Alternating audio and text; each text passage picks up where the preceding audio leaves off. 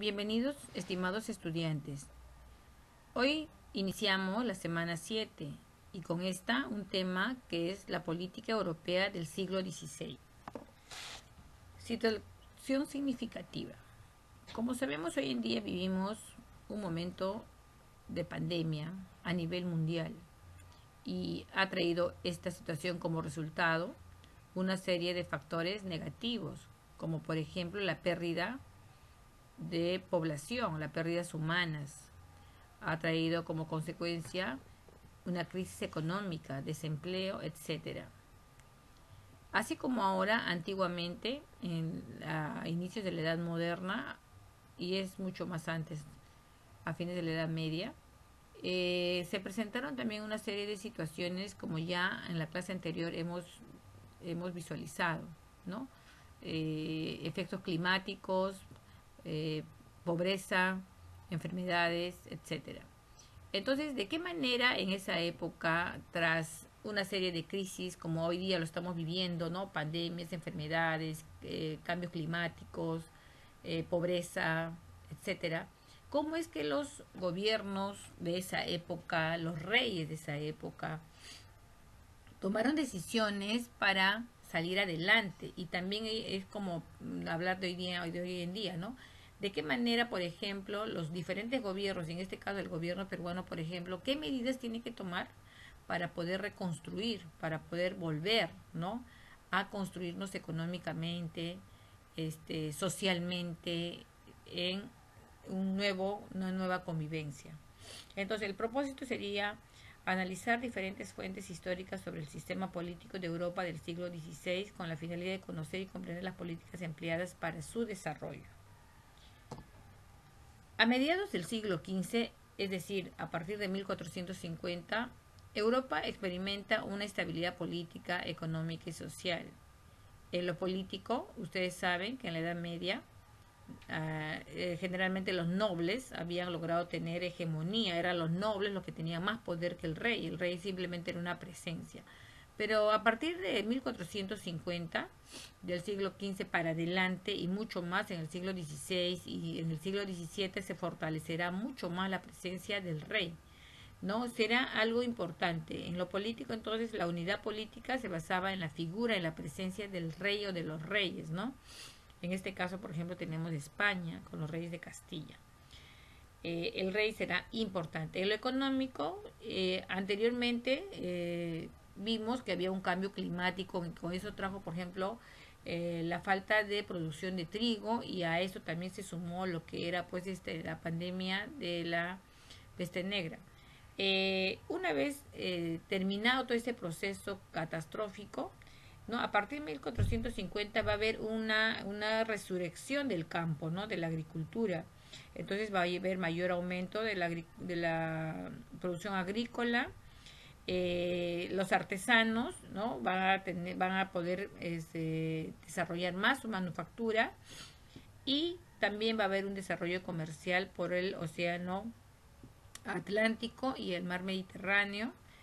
En Europa con parte del norte de África y también en América una vez descubierta. Y en el aspecto social, como sabemos anteriormente, antes de 1450, existía la sociedad jerarquizada estamental, donde estaba, por ejemplo, el rey, lógicamente en la parte superior, la nobleza, el clero, el estado llano, la sociedad privilegiada y la sociedad no privilegiada. En la edad moderna va a continuar esa misma pirámide social, no va a cambiar, ¿no?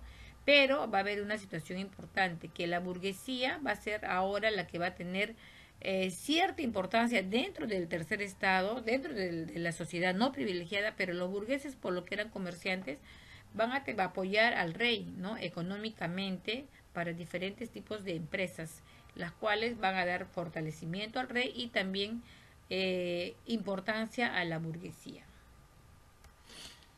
En el mundo moderno o la edad moderna va a abarcar dos momentos importantes, del siglo XV y XVI al siglo XVII y XVIII. En el siglo XV y XVI, ¿no? se van a desarrollar grandes transformaciones, como hemos visto, ¿no? Grandes momentos, por ejemplo, de producción agrícola, de mayor manufactura, de, por ejemplo, mejoras en muchos sentidos, las cuales van a llevar, por ejemplo, a la formación de las monarquías nacionales, ¿no? Se van a formar, a empezar los reyes a tener mayor importancia, van a lograr poder y estos, por una serie de situaciones dadas, y estos van a lograr poner límites a sus territorios, ¿no? Y se dan la formación de las monarquías nacionales. En el siglo XVII y XVIII, estas se van a profundizar, ¿no? Las tendencias anteriores. O sea, aquello que había sucedido en el siglo XV y XVI, estas se van a hacer mucho más profundas, ¿no? Y las cuales, ¿no? Van a llevar a la formación de las monarquías absolutistas. O sea, de lo que antes los reyes tenían poder, las monarquías absolutas van a estar concentrado todo el poder solamente en el rey y también va a ser divinizado. Tenemos, por ejemplo, para el siglo XVI, XVII, ¿no? Vamos a tener las características de aquellos reyes que van a formar aquellas monarquías nacionales, ¿no? Entonces tenemos, por ejemplo, que en este periodo la figura del rey era importante. Entonces el poder político se basaba en la figura del rey. La burguesía, que era una sociedad no privilegiada, pero que eran grandes comerciantes, dueños de bancos, etcétera, la burguesía apoyará económicamente al rey, lo cual va a dar prestigio, ¿no? Poder al rey ante los súbditos.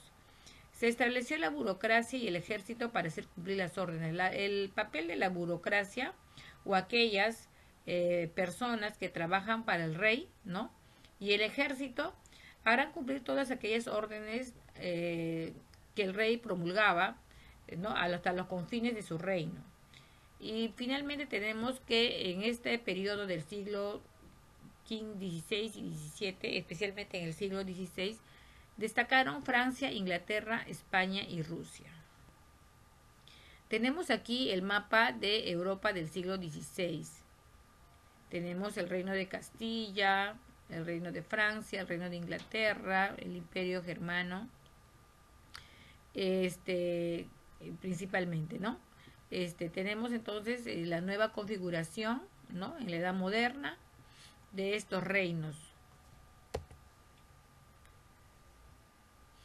En este siglo XVI van a ser muy representativos, o sea, lo más importante se podría decir, los dos reinos más importantes es España e Inglaterra.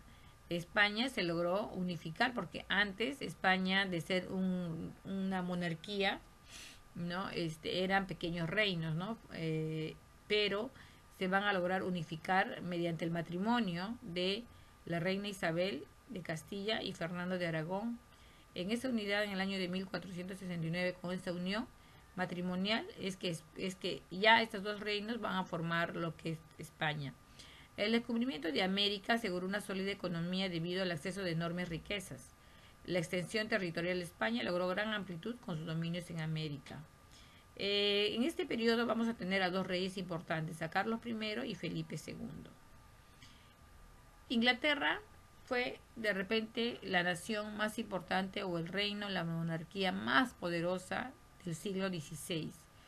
Estuvo a la batuta la reina Isabel de Inglaterra. La reina Isabel de Inglaterra fue hija del rey Enrique VIII, que gobernó desde 1485.